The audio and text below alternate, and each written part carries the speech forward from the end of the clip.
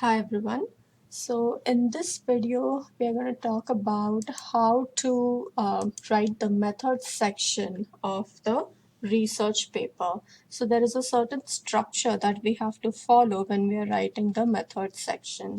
So to begin with, the main heading, which is written as methods, should be in bold and it should be left aligned, and it has to be followed by subheadings such as study cohort participants. Under materials, there will be three more headings such as assessment of exposure outcome and assessment of covariates, and the last will be statistical analysis. So what all goes into each section? So first, we are going to begin with study cohort. In study cohort, we are going to describe the secondary database, and we are also going to state the timeline of the data that is used for this specific study. So for example, if we were to use the data set from 2017 to 2019, then we will specifically mention that the NSCH dataset from 2017 to 2019 will be used for this study. Followed by, we also have to describe the study design, what kind of design we're going to use. The location of the study is also important. Now, NSCH is a national level data, so therefore we will be mentioning that this is a national level study. However, there are sometimes other studies which are regional studies. So in that case, you will mention that you are using this regional data. Sometimes when there are clinical trials, there are multi-center clinical trials. So in that case, you will need to mention if it is a single center study or a multi-center study. In addition, we will also have to mention the ethical guidelines, which means that we have to specifically mention if IRB approval was taken or was it waived by the primary institution where this particular study was conducted. So this completes the study cohort subsection. Followed by participants. We have to describe the participants of the study population which we are conducting the study on. So we have to describe the socio-demographic characteristics. We have to tell which variables will be included in socio-demographic characteristics. I have already covered this in the previous lecture, the inclusion criteria and the exclusion criteria in detail.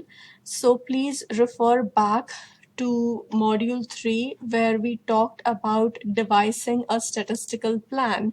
And under devising a statistical plan, we talked about what all should be included in inclusion criteria and exclusion criteria, right? So over here, you see this is the PowerPoint from your previous module, and you already know what goes into inclusion and what should be considered into exclusion. Now, when you're writing the methods section, you simply have to take all that information which you have learned from your previous modules, and now is the time that you're going to put it all together so that we can form a research paper. So now from the previous 5 modules, you have a solid base and a very good understanding of the data set. So now is the time that you have to take that information and then put it in a scientific format, a systematic format, and also learn how to concise it. So you'll be using the same information from the previous modules to write this particular information on participants. Similarly, for sampling strategies, I have already covered and we have learned the different types of sampling designs. There are stratified sampling, there is cluster sampling. So again, you have to use that information in this particular section, and you have to state what type of sampling strategy was used by this NSCH dataset and describe it in detail. So then following the participants subheading, we have to talk about materials. So in materials, we basically have to state in detail the assessment of the exposure. So basically, what was the question that was used for defining the exposure? And again, similarly for the outcome, what question was used in the survey for defining the outcome? So again, you have done this in your assignment, in one of your assignments, where you have used the NSCH codebook to define a particular question that was asked for the exposure and for the outcome. So similarly, for your specific study, you have to go again back to the NSCH codebook, pick the variable, and look what question was asked to specifically assess that exposure variable and that outcome variable. And again, in addition, you have to state all the covariates which you have used in the study, and then briefly describe each covariate. And let's say if there is a scale that you're using for the measurement of any variable, like a scale of 1 to 5, only if you're using this, then you can mention that particular scale also. Then lastly, we come to the statistical analysis section. This subsection has to be the last subsection of the methods. Okay, this is very, very important. This should not precede any other section. In this section, we will be mentioning the type of analysis that we are doing, like descriptive analysis and regression models. Now, this is what we did in the previous two modules. You all now know very well how to do descriptive analysis, how to build a table, and how to describe it, right? But now in the method section, you simply have to state whether you are doing descriptive analysis, and if yes, then what are you doing in descriptive analysis, like frequencies or mean, standard deviation, all those. And then again, for the regression model, you have to mention what kind of regression model will you be applying: linear regression, logistic regression, or any other. And again, the p-value, you have to denote the statistical significance that you set for the p-value that is being used in your particular study. And you have to mention if you're using a one-tailed test or a two-tailed test. And lastly, you have to finish this subsection by mentioning what kind of software you will be using. So we are using the SAS software. And also, if required, you can mention the mathematical equation which is used. This is not mandatory. Sometimes some authors choose to mention the logic model just so that the readers can know what kind of equation was used for the regression. And then you can also write the SAS procedures. So for example, you can write that SAS procedures PROC-FREAK and PROC-LOGISTIC were used for analysis. So basically, when you state here that you did descriptive analysis and you did frequencies and you did regression model and you did logistics, now when you state these two procedures, you're tying it back to what you stated previously, but this is more in technical terms. So this is very important, and this is how basically you'll be writing the method section. What I'm going to do next is I'm going to share with you an example of a methods section that I have written. So now you'll be able to see how I have actually written the method section here using a research question which we have been using for the previous two modules. So the research question here is there an association between physical activity, which is the exposure, and functional limitations, or we can also write functional difficulties among children? So this is the main research question. Now, as I mentioned in the first slide over here, the heading in the method section, it should be bold and it should be left aligned. So you can see that over here that I have written the methods in bold, and then I have put a semicolon over here, and then followed by that there are subheadings. So now you can see the next line I have written a subheading which I have written in italics, and it says study cohort. Now what all should be written in study cohort? So now if you can see on the left hand side in the slide, as we said, that we have to describe the secondary database that we are using. So let's read what is written over here. So I begin the study cohort by describing the secondary database. The National Survey of Children's Health is a population-based telephone survey using a complex probability sampling design. Now, over here, I have written ref, which means that you have to enter a reference over here. You will find the reference in the code book. Okay, so you have to enter a NSCH reference over here since you are stating that it is a population-based telephone survey. And followed by that, the NSCH is sponsored by the Maternal and Child Health Bureau, supported by the US Department of Health and Human Services. So where did I get this information from? I got this information from the NSCH code book, wherein, let me pull the code book over here, wherein if you scroll the code book down, you will see that over here there is a lot of information written regarding the source or the resources. So you see it says that this is supported by the US Department of Health and Human Services, and this was basically a grant by the National Maternal and Child Health Data. So again, when you're describing the secondary database, you do not have to simply copy paste this entire thing.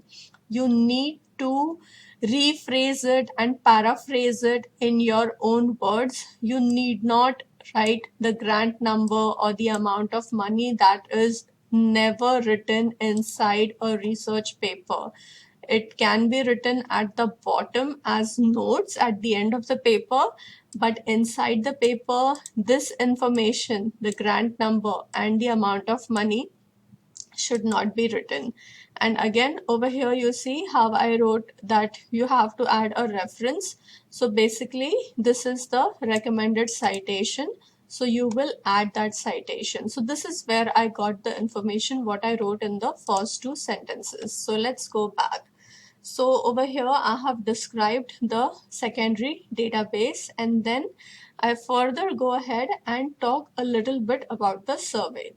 So what I'm saying here is the purpose of the survey is to obtain state and national estimates of child and family health measures.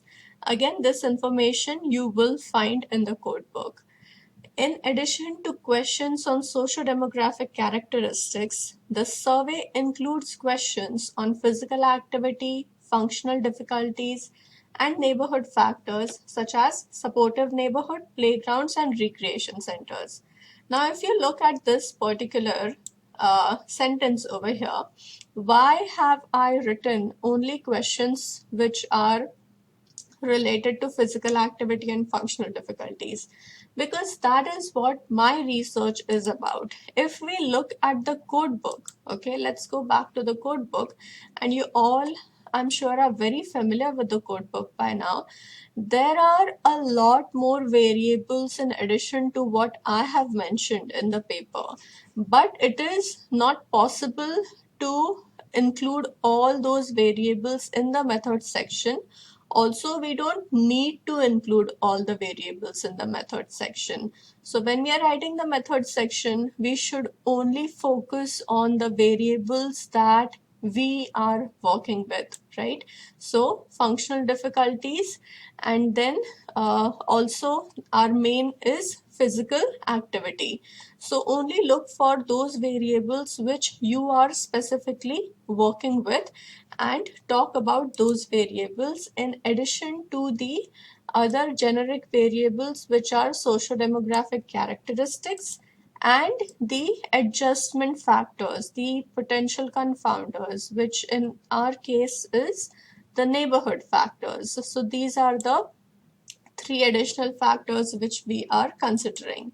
So this is how I went ahead and I am describing the additional factors or the additional survey questions which include, like, information. So again, if you look at the PowerPoint over here, I have not specifically mentioned anything related to this, but this particular sentence over here is a part of describing the secondary database. And again, first you have to generically describe it, and second, now you're describing it in relation to your specific research question. Okay, then I am further saying that this is a retrospective cohort study design which is using the NSCH 2019 dataset, which was used for the purpose of analysis. So again, over here, I am saying that NSCH, I've already mentioned that this is a national level data set, right? So if you look at the location of the study, I'm already saying that this is a national survey, so I need not repeat it. Now I'm simply describing the study design. So if you're, whatever study design you're using, you can describe that study design. If you're using a cross-sectional study, you can write that this was a cross-sectional study using the data set of NSCH 2017 or NSCH 2019. Okay, so whatever your study design is, you can simply mention that. And then followed by that, in the PowerPoint, you'll see that I have written, lastly, we have to talk about the ethical guidelines and approvals. So again, this last sentence over here is related to ethical guidelines and approvals, where I'm saying that the NSCH dataset is a publicly available data which contains de-identified information. Therefore, the analysis of study was approved as exempt by the Institutional Review Board of the university. So Institutional Review Board is basically the IRB, and that is what we are mentioning over here, that an IRB approval was not required because this is de-identified information and this is a publicly available data set. So this way I have finished writing the study cohort. Now if you look at this slide, I have covered all the points which are written in this particular slide. And also, I have followed the chronological order in which this is written, where I first started describing the secondary database, and then I talked a little bit more about the database in relation to the research question. I talked about the study design. Now, when it comes to location of the study, let's say if this was a multi-location study, then I would have specifically mentioned right after the study design. I would have mentioned right over here before going to the ethical part. I would have said that this was a multi-regional study where data from 7 different states was collected, right? So I would have mentioned that over here. But since I have already mentioned that this is a national survey, I am not going to repeat that information again. So again, this is another important point, that when we are writing the research paper, we have to make sure that we are not repeating any information again and again. There should be no repetition of information. So this way, I have completed writing the study cohort section of this methods.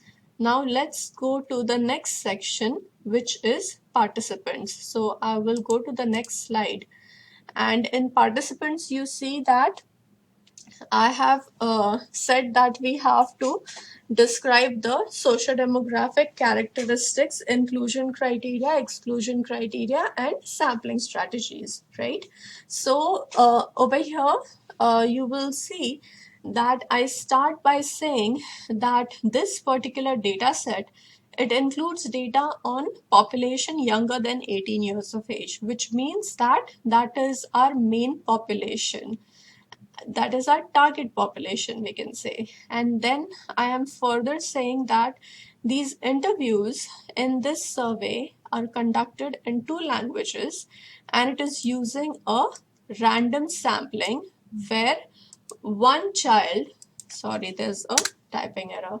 Okay, using random sampling where one child from each household is selected as the survey subject, right? And then I am saying that we restricted our study cohort to children older than 5 years of age, excluding children 0 to 5 years, right? Why? Because physical activity was not assessed by the survey in this particular age group.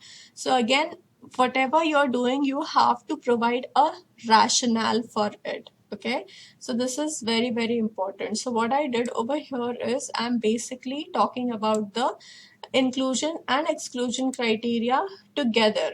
Okay, and again, this is another exclusion criteria, that those with missing values for physical activity were excluded. And then if you want, you can mention the n.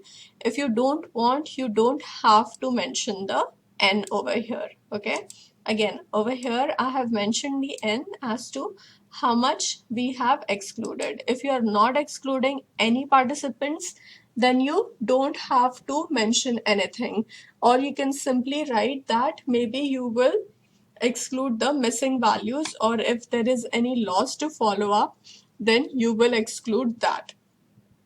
And then I'm finally writing that this was the total N of 21,259 participants, right? So again, if you look at the slide PowerPoint over here, I have talked about the inclusion criteria, the exclusion criteria, and the sampling strategy. Also, the sampling strategy I have talked in the beginning. However, I have followed it by the inclusion criteria and exclusion criteria. Again, over here, there is no particular, chronology as such, as long as you cover all the points. That is the most important part, that you have to cover all the points, that you're first describing the population, then you're talking about your inclusion and exclusion criteria.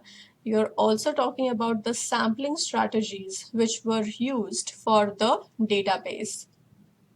So this is how you will write your particular section of participants.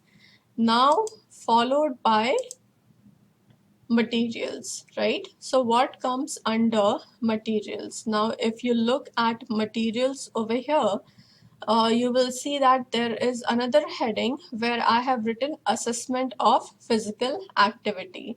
In the PowerPoints, I have written that we first have to mention about the primary and secondary measures, right? So again, this is very, very important, that when you're writing the materials section, you first start with the exposure. Okay, do not start with the outcome.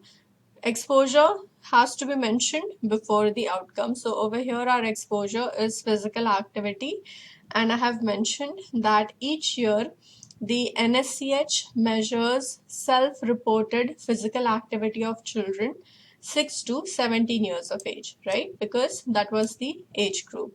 Also, the survey questions are measured based on response of a parent or a guardian who is most familiar with the child's physical activity status. So again, this information you can find if you read the code book. The physical activity was measured by the ascertainment of children who are physically active for at least 60 minutes per day. Now, again, where did I find this information from? I went back to the code book and I looked at physical activity. And if you look at physical activity, it is basically, the description says that it is the percent of children in this particular age group who were active for at least 60 minutes per day. And this was categorized, the responses were categorized as 0 day, 1 to 3 days, 4 to 6 days, and every day. So similarly, when we are describing, we have to use the same information. So after we say how the assessment of the physical activity was done, we can further say that response to this question was categorized as 0 days, 1 to 3 days, 4 to 6 days, and every day. So this way I am telling the audience what is the assessment of how the assessment of physical activity was done in this particular data set. Similar way I am going to do for the outcome. Again, the outcome here is assessment of functional difficulties. When you're writing these subheadings, please do not write assessment of exposure and assessment of outcome. You know what your research question is and you have already identified your exposure and your outcome. So you have to write the variable name of your exposure and the variable name of your outcome. Okay, please remember this. So now coming to assessment of functional difficulties, where I'm saying that presence of one or more functional difficulties was assessed using the question, does this child have one or more functional difficulties from a list of 12 difficulties? Now again, I got this information from the code book. I am further saying that the responses included items. So since there are 12 difficulties, I'm further clarifying that these responses included items such as breathing, coordination, dressing, memory condition, and physical pain. I've mentioned only 5 over here. Okay, even if the question says that there are 12 difficulties, you need not mention all 12 in the method section unless you are using all those 12 categorically in your analysis, because what we have done is we have further gone ahead and categorized those 12 also, right? So therefore I'm further saying that these responses were further categorized as no difficulty, one functional difficulty, and greater than or equal to two functional difficulties.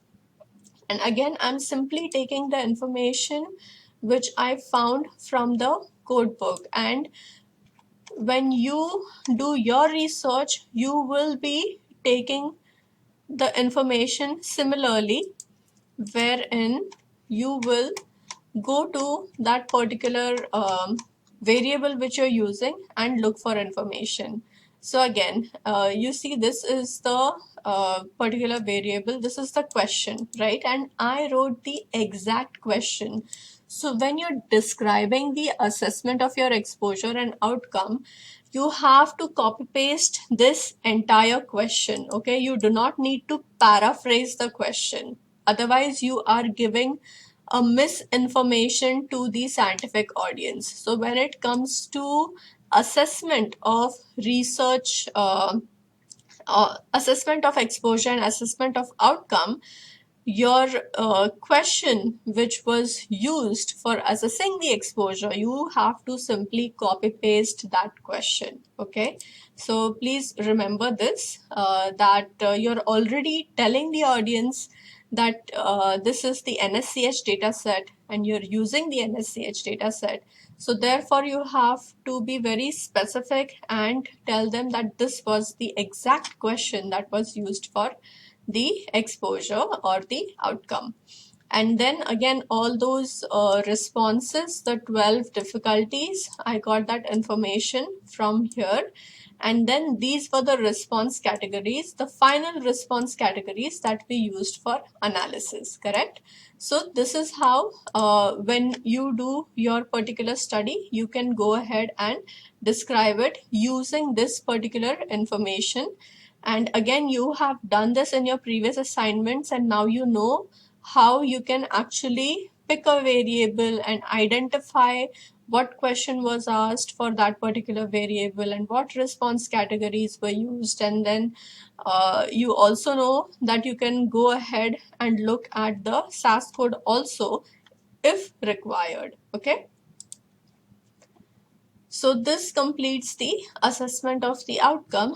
And last, in this section, we come to assessment of covariates. So in the PowerPoint, I have written that we have to state all the covariates which are used in the study and briefly describe them. So over here, I have written that information on socio-demographic characteristics such as age, okay, and I'm specifically mentioning the categories of age because these are the categories that we are using.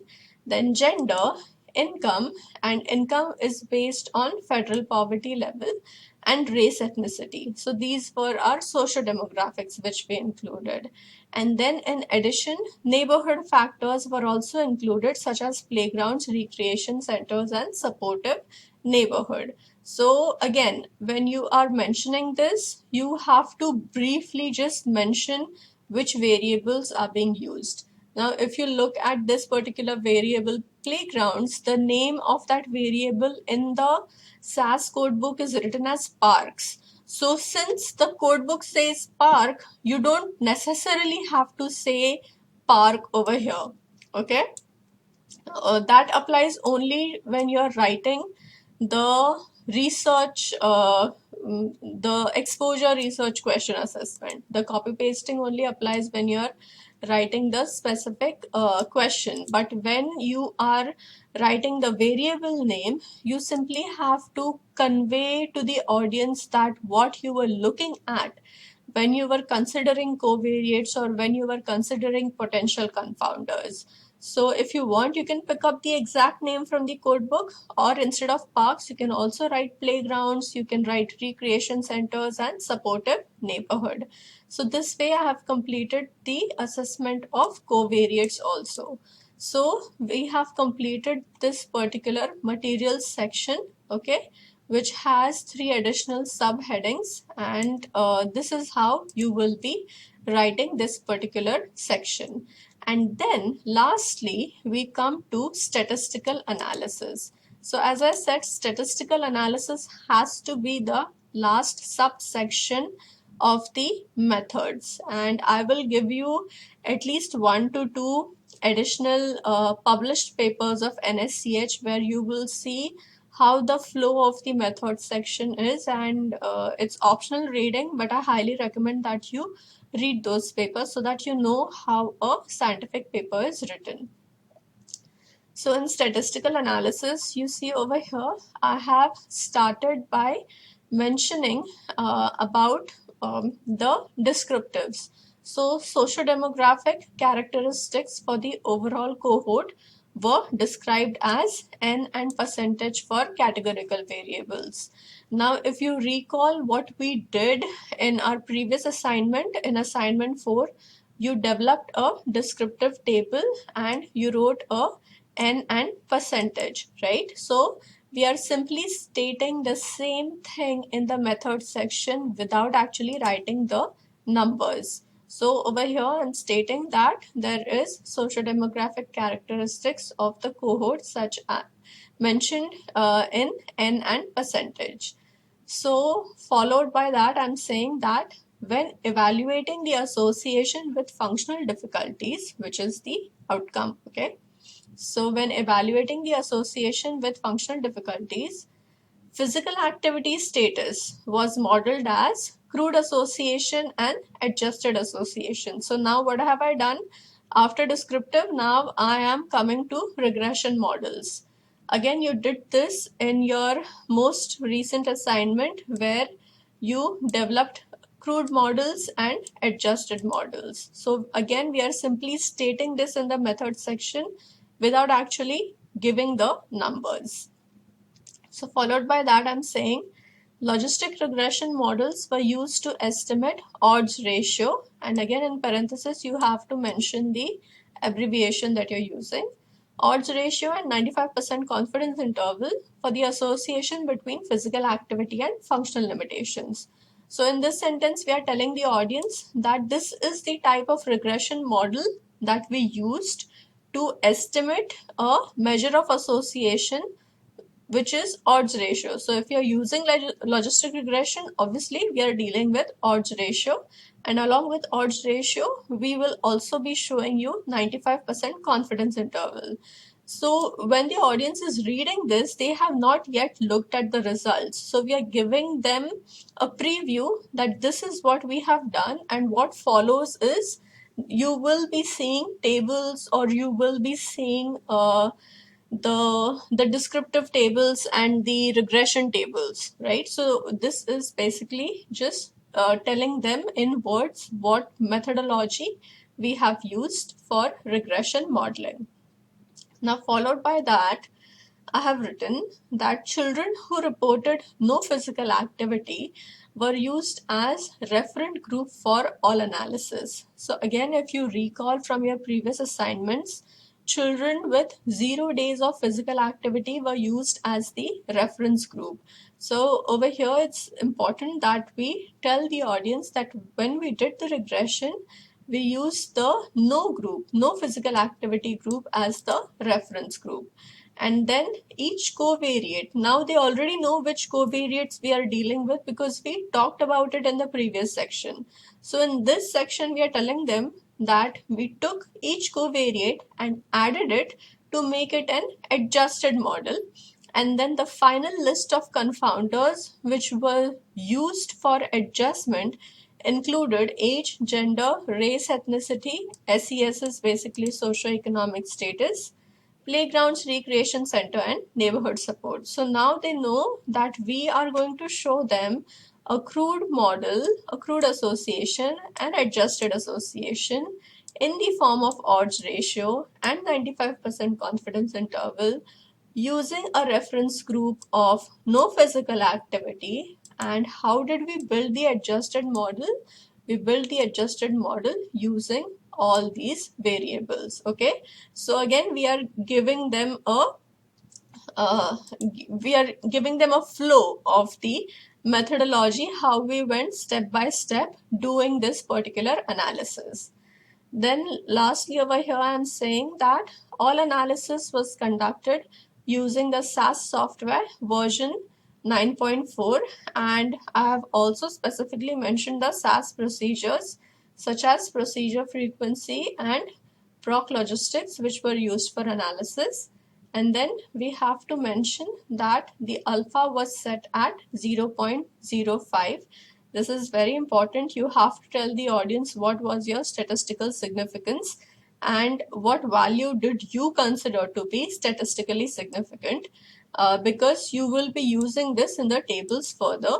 And then finally saying that this was a two-sided test. Okay, so this completes our method section. And as you can see, I've written approximately 572 words, and this is close to 2.5 pages, right? So this is a good good amount of writing for a method section. Method section should not exceed, like, more than 3 pages, I would say, because when it comes to writing, we can write as much as we want. But as I said previously, that we are not publishing a book over here. We are publishing a research paper, and there is some limitation to writing a research paper, and it should not exceed a certain number of pages or a certain number of words. So this is how a method section is written. This particular example will be shared with you on Blackboard, so you can read it. And when it comes to your group project, please remember that for your group project also, you're basically doing the same thing, because you are using most of the things that we have already studied and covered in all the previous modules. So if you look at your outline of group project, so if you look at this particular outline over here, now for the introduction, you already know how to write the introduction because you all did this for your assignment, right? Where you did a literature review and you wrote the magnitude of the problem and what is already known and what more needs to be done. So similarly, you have to pick a specific topic and start writing the introduction. And I'm sure by now you all must have decided on a research topic or a research question that you want to work on. Now, when it comes to the method section, in the method section, you have to write exactly what I have described right now in this video. You have to follow the exact steps. Again, there is a page limitation of 1.5 to 2 pages. You can write, like, if you want, you can write a little more, but please do not exceed the page limitations over here. And again, over here, I'm saying the same thing. You have to describe your methodology. And I just now told you in the PowerPoint how you're going to describe your methodology, your study population, the sampling strategy. You're basically describing your database, okay? The type of study design, the inclusion and exclusion criteria, and the statistical plan. So everything that you are doing in this group project, we are slowly building steps for it as we have progressed with each module.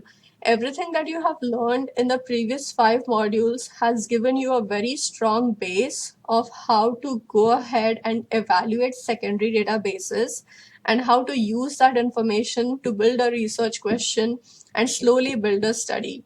So again, in the next videos and next modules, I will cover results and discussion sections also. So simultaneously, as you are doing your assignments, I'm sure when you all work on a group project, it will be much more easier because there are 5 people together working on the method section, working on the introduction section. So you all can contribute to it, contribute to the writing. And this is how you have to keep on building on your group project, and it will eventually form into a research paper which will be suitable for publication. So again, I'm stating over here, if you have any questions related to your group project, please do not hesitate to ask me. This is something that you have been doing throughout the semester. This is something that you have done for your assignments, and for your group project, you simply have to work together, you selecting one particular research question and building that research question on a particular type of study design. And I recommend that you use NSCH secondary database since you are so familiar with it now. So it will be very easy for people in the group to work with that particular data. So yeah, that was it for this lecture.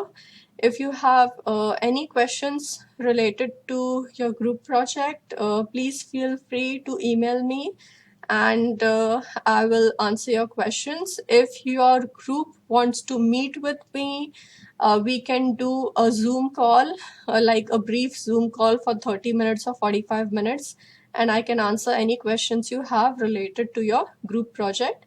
Please email me, and we can have that set up for your particular group. So that's it. Thank you so much.